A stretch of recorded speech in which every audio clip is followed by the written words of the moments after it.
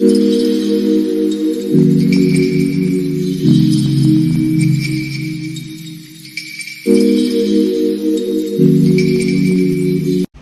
is up, you guys, and welcome back to my channel, where we are creating a balanced, harmonious, healed, and prosperous life through the journey of self-discovery. Thank you so much for clicking on this video. I'm so elated to have you guys back. We are talking about property management. What is it like to work as a leasing agent, to work in property management?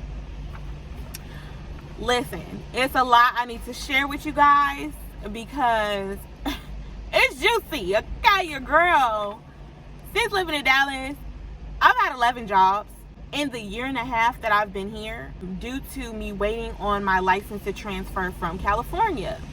So I was always interested in real estate. I thought to myself, what is the lowest barrier of entry for me to get experience in this field without a license? And that was working in property management as a sales professional, as a leasing agent, and just seeing day to day what it is like to be in this role. So I have a few pros and cons that I want to share with you guys in this video. Let's go ahead and get into it. So I'm bringing you guys 4 pros and 4 cons. Let's go ahead and start with con number 1. Number 1, you are being pulled in 1,000 different directions, and I say that so clearly.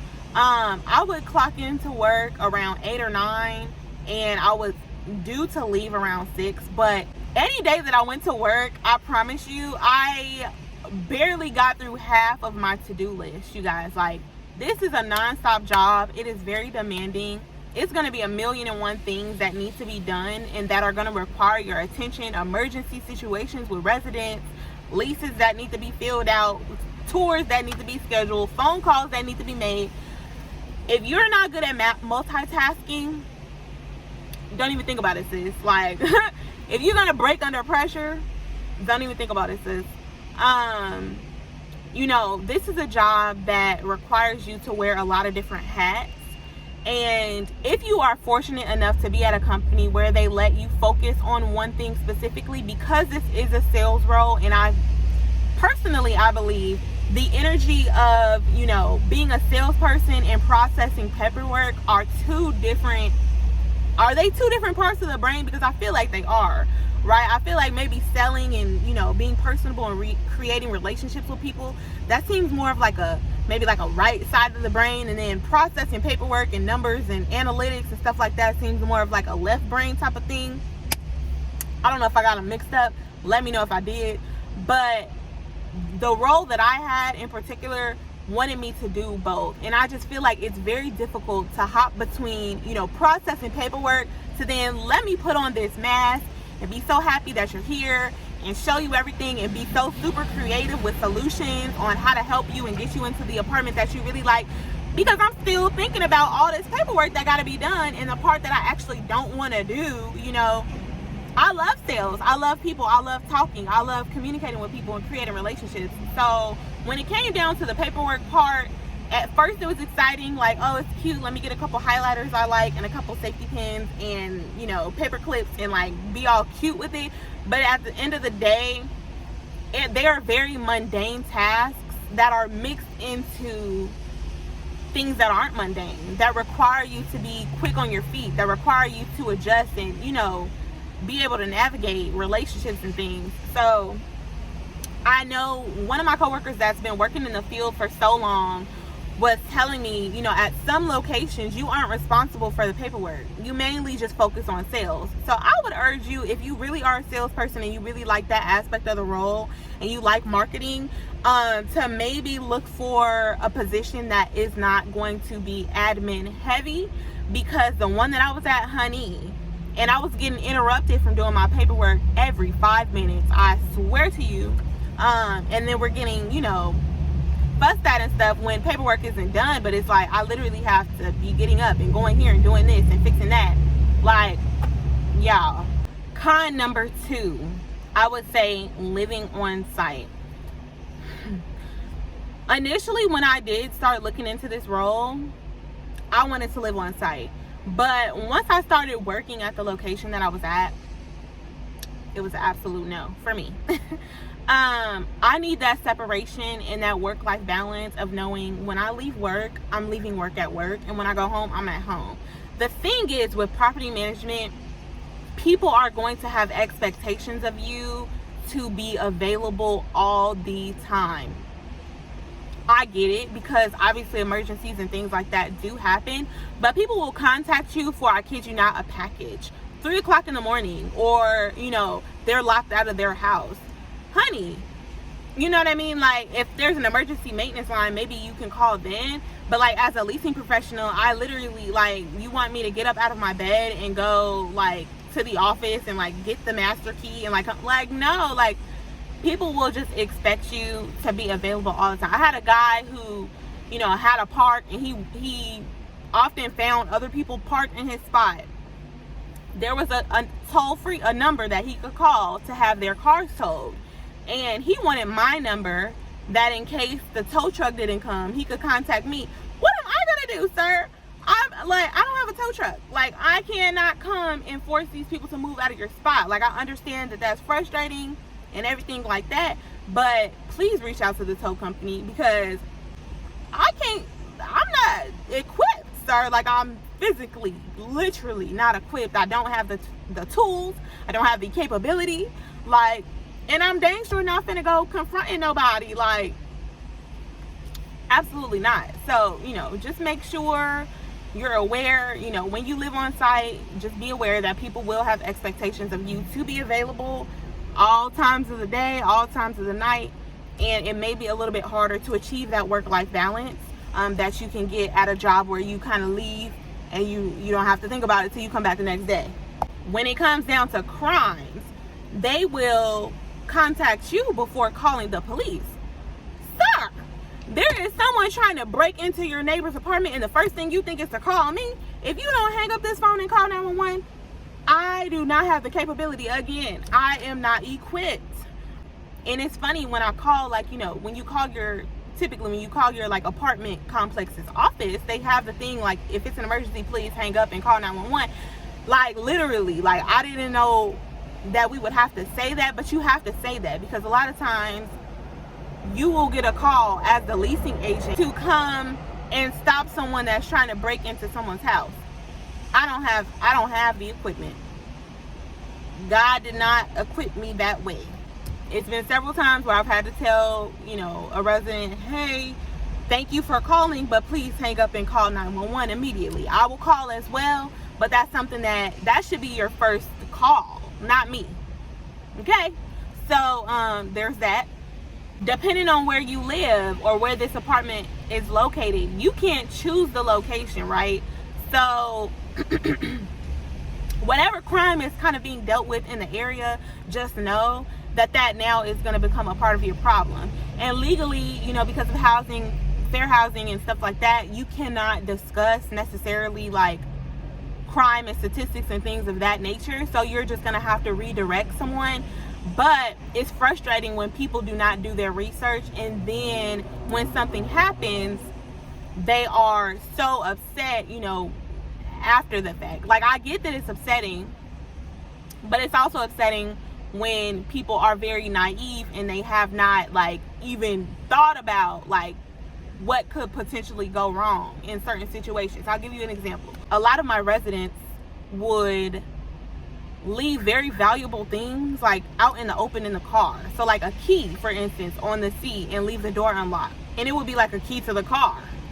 And it's like, if someone sees the key to your car, you don't think they're gonna get in there and drive? Like, I mean, I get that, they're in the wrong. Clearly, they stole a vehicle. That's a criminal act. It's definitely not anything to like, be taking up for. But at the same time, it's kind of like, you just got to make it a little harder for people. You feel me? Like, it can't be that easy. So you will have some residents, and then if they come from areas, where they were safe enough to where they could just leave their door unlocked and their key in their front seat. I'm from Chicago, so that's not anything I'm used to. But, that's wonderful that there are communities and things like that out there. And, if you know about them, please let me know, because I would love to live somewhere like that. So, That's something that you have to deal with. Just keep that in mind. I'm gonna roll this into con number 2 because it kind of goes along with, living on site and the expectations that people have. Just be prepared for that. Just know also, when corporate makes certain decisions that you do not agree with, you are the customer facing individual. So the residents are going to take it up with you, right? Even if you're not the one making the decision, right? You don't get paid enough to be dealing with some of the issues that come forward, but at the end of the day, it is your role.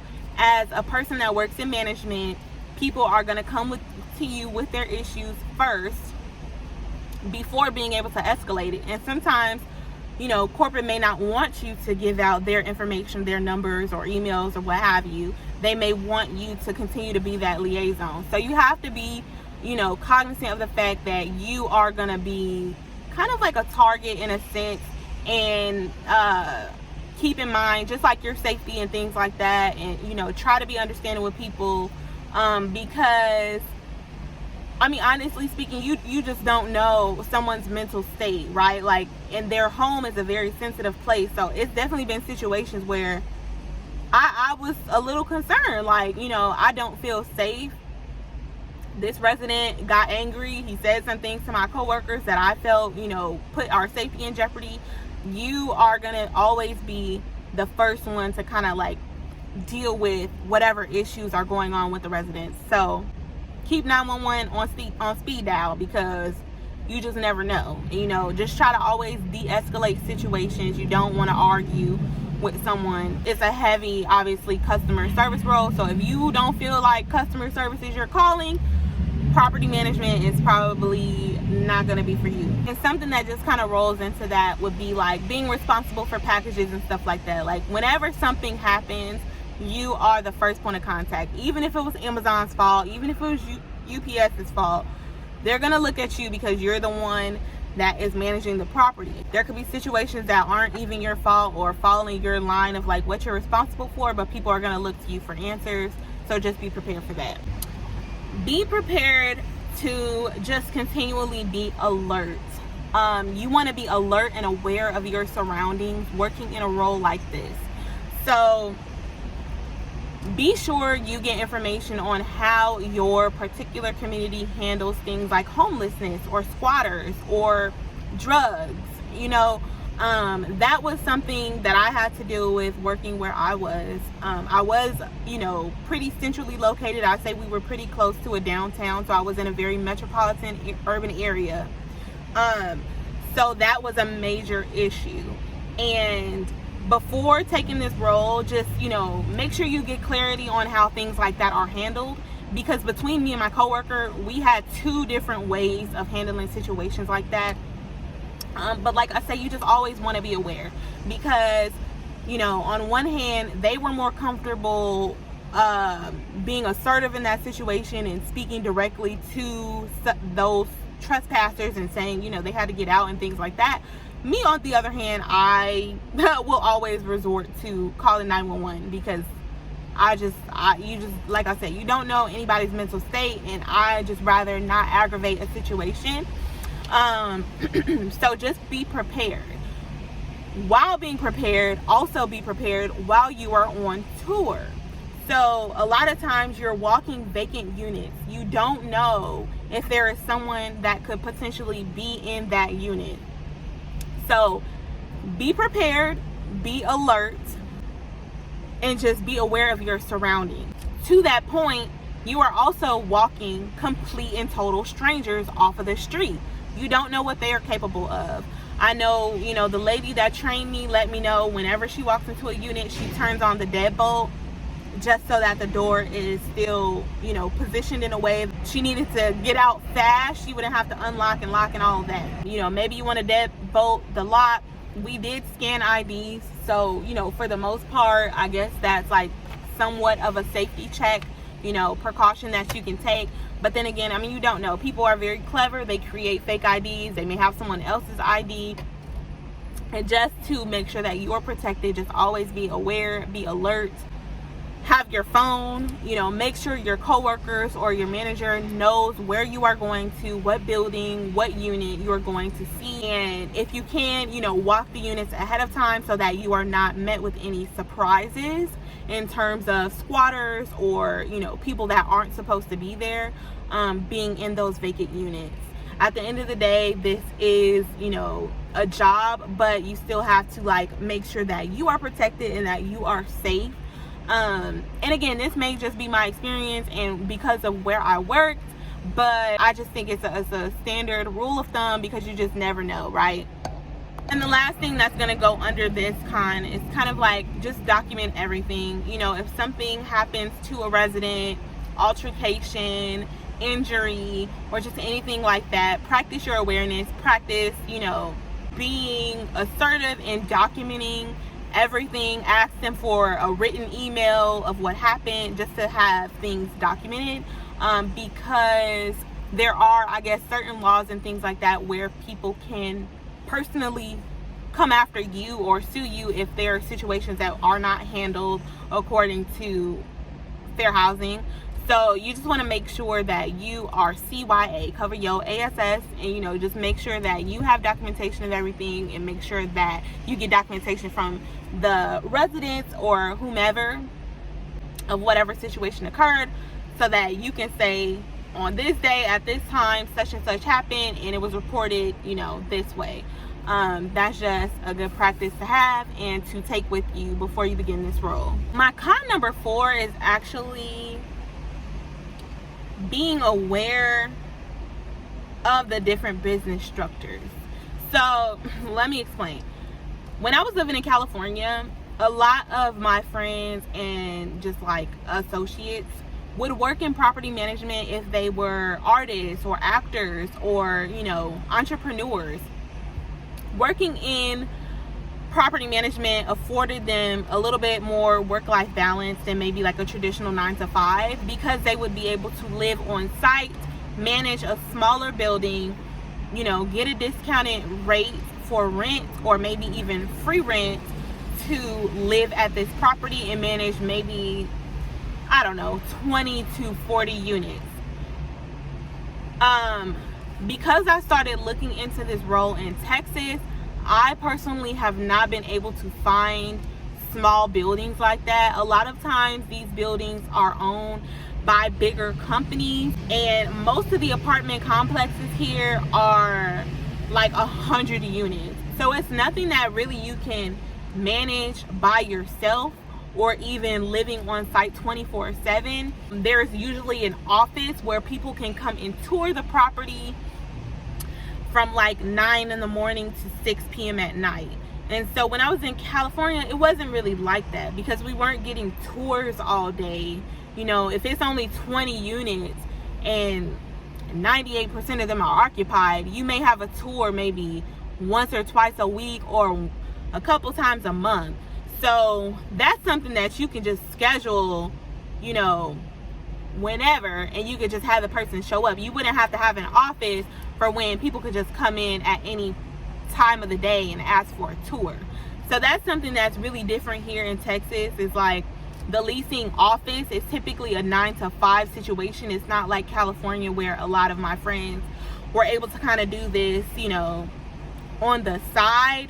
This is a main hustle job, or not a hustle, it's a main job here in Texas that you're not going to be able to really have a career as an artist if you're really pursuing property management, because this is going to be a full-time job.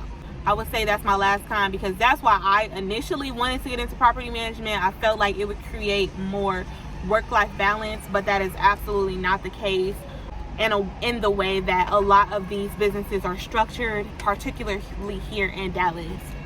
Okay, let's go ahead and get into the pros. So there are a lot of cons, but there are also a ton of pros, and this is obviously why this job and this field, can be so amazing and so awesome for the right person. So listen up and, just see if some of these things appeal to you. The first thing is going to be the money earning potential. You have, the sky's the limit. I think sales may be the number one earning profession, if I'm not mistaken. property management and being a leasing agent is no exception. So, you know, here I was given an hourly base. I will say I think the bases probably range between maybe $15 and like $25 an hour here in Texas. I haven't worked in the field that long, so I don't know all of the range. But as far as I've experienced, that's the range. And then you are eligible for your commission bonus. So at the particular location that I was working at, we would earn $100 per lease additional to our hourly income. So that is awesome. I think in my third month, once I really got comfortable and I really knew all the amenities and knew kind of like the different selling points of each unit, it took me about 3 months to get that comfortable to know the property that well. And I was able to get, I want to say, about 11 leases in 1 month. So, you know, 11 times 100, that's an extra $1,100 on your paycheck.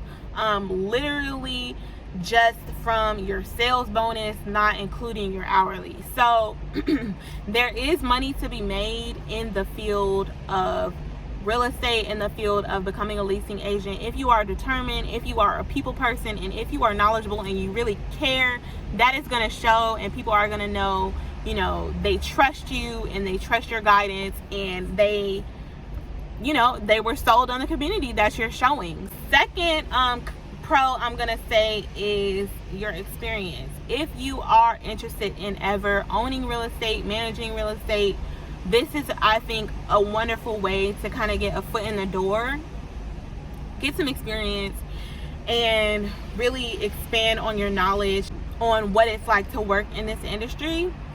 Between sales, marketing, maintenance, and management, I think, you know, working as a leasing agent or a property management professional is a great way to get a little bit more information about what it's like to manage your, you know, a property, or potentially manage your own property.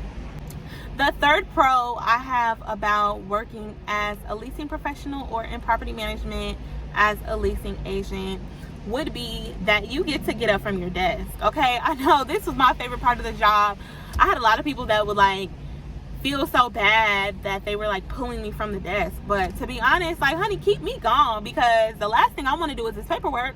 Let's go look at units, you know. So it does get repetitive. You do have to, you know, kind of repeat a lot of the same things. You've seen this unit 1,000 times, and you have to keep the same vigor and the same enthusiasm that you kept the first 5 times that you showed it. But I love that this is such an active role. Like, you're not stuck behind your desk. It is a 9-to-5 job, so, you know, there are some things that are going to be mundane about the role, but there is a lot of diversity within this role as well. And I really like the fact that I was able to get up and get out and walk, and, you know, just incorporate a little bit of being active into my day-to-day routine. Like, I loved all the steps that I would take and just showing people the community. That was definitely a highlight of the role.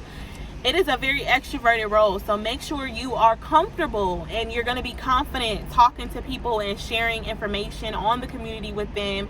I know when I first started, I was a little like shy and a little timid, but as I started to, you know, grow confident in knowing things about the community, that subsides because you get to know it, right? So that confidence is going to show in the way that you speak about the community with other people. And I really love just finding people a home. So the key to being successful in this role is talking, but it's also listening just as much, actually more than you talk, because you need to know what it is that they're looking for. So, you know, if you have someone that's coming in and they have like a disabled dog and they have to go to the dog park several times a day and you don't have an elevator, maybe putting them on the first floor would be more convenient for them. If they are a nurse that works night shifts, maybe you want to put them in a north facing unit that doesn't get that much sunlight. That way when they come home and they sleep in the day, they're able to easily close the blinds and not have a bunch of sun, you know, peering in while they're trying to rest. If you have someone that's noise averse but they don't mind the stairs, maybe they want to live on the 3rd floor so they don't have any neighbors that are above them.